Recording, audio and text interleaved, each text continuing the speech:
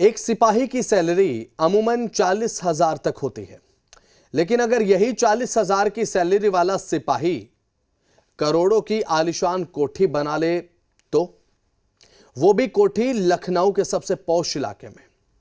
Codeine की काली कमाई के किंगपिन आलोक पर बड़ा खुलासा हुआ है, लेकिन सवाल यह उठता है कि आखिर बर्खास्त सिपाही आलोक इस आलीशान महल पर कब प्रहार होगा। जो आलीशान महल काली कमाई से खड़ा किया गया, उस पर कब होगा प्रहार, यह सवाल है। एक्सक्लूसिव रिपोर्ट दिखाने जा रहे हैं आपको, देखिए।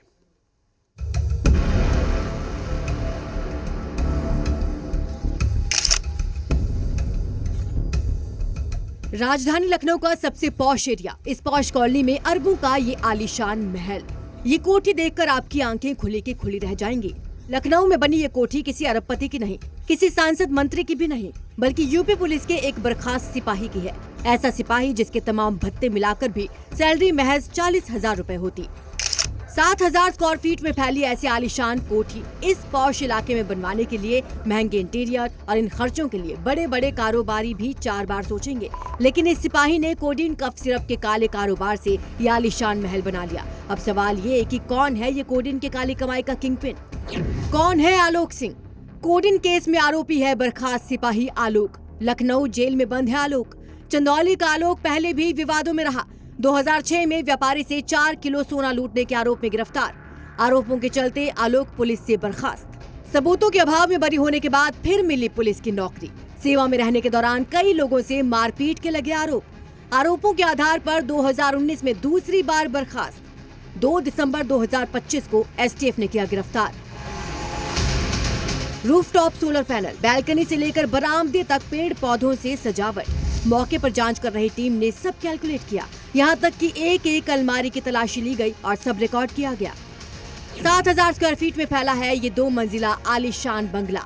ऊंचे खंबे, सजे धजे रेलिंग, ऊपर की मंजिल पर चौड़ी बैल्कनी।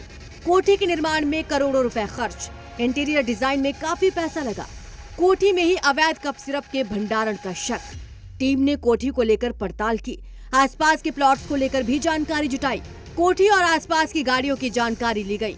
रांची, अहमदाबाद, यूपी के सहारनपुर, जौनपुर, वाराणसी और लखनऊ में एक साथ ईडी की टीम ने 25 ठिकानों पर छापेमारी की। इस पूरे मामले में जो तमाम आरोपी हैं, उनके ठिकानों पर ईडी की ये छापेमारी की गई। कफ सिरप सिंडिकेट से जुड़े हुए तमाम जो आरोपी हैं, उनके जो दस्तावेज हैं, उनको आज खंगाला गया। लखनऊ में भी बर्खास्त सिपाही आलोक सिंह की ये आलीशान कोठी है, जहां पर ईडी की टीम ने छापेमारी की है। और आप तस्वीरें देख सकते हैं कि ये जो आलीशान कोठी जो है, ये एक बड़ी जो एरिया में बनाई गई है। और बर्खास्त सिपाही आलोक सिंह फिलहाल इस पूरे मामले में जेल में है। लखनऊ में 12 दिसंबर को ही ईडी की टीम इस आलीशान कोठी पर पहुंची। तलाशी ली गई। कई संदिग्ध दस्तावेज, बैंक लेन देन से जुड़ी फाइल्स, डिजिटल डिवाइसेज और हवाला एंट्री से जुड़े रिकॉर्ड मिलने की सूत्रों से जानकारी है। इन कागजात को जब्त कर लिया गया है, लेकिन ईडी की टीम कुछ भी कहने से बच रही है। ईडी ने 16 घंटे से ज्यादा जांच और पूछताछ की। यहाँ से हम लोग नहीं कुछ कह सकते हैं। क्या अभी अंदर टीम चल रही है? जी अंदर है। ये नजारा तो सिर्फ बाहर से दिख रहा है, सोचिए अंदर इस महल में क्या क्या होगा, जिसकी जानकारी अभी आना बाकी है। एक सिपाही अपने काले साम्राज्य की बदौलत राजसी शानो शौकत के साथ जिंदगी बिता रहा था। समाजवादी पार्टी बाहुबली धनंजय सिंह और आलोक सिंह की तस्वीर को लेकर सवाल उठा रही है, तो धनंजय सिंह इन आरोपों को खारिज कर रहे हैं। कहा कि अखिलेश यादव राजनीति कर रहे हैं। अखिलेश यादव जी राजनीतिक मुद्दा बना रहे हैं। उनके पास छात्र, किसान, नौजवान के मुद्दे बचे नहीं हैं, तो नाजायज मुद्दा उठा के इस तरीके का काम कर रहे हैं प्रदेश में। और सदन में, संसद में भी उनके सांसदों ने जिस तरीके के वक्तव्य दिए हैं, गैर जिम्मेदाराना वक्तव्य दिए। एक तरफ मामले पर सियासत गरमाई है, तो दूसरी तरफ एजेंसीज का एक्शन जारी है। यूपी पुलिस, एसटीएफ और एसआईटी की जांच के साथ अब केंद्रीय एजेंसी ईडी की एंट्री के बाद इस नेटवर्क के दूसरे राज्यों से जो तार जुड़े हैं, उससे जुड़े और बड़े खुलासे होने की उम्मीद है। ब्यूरो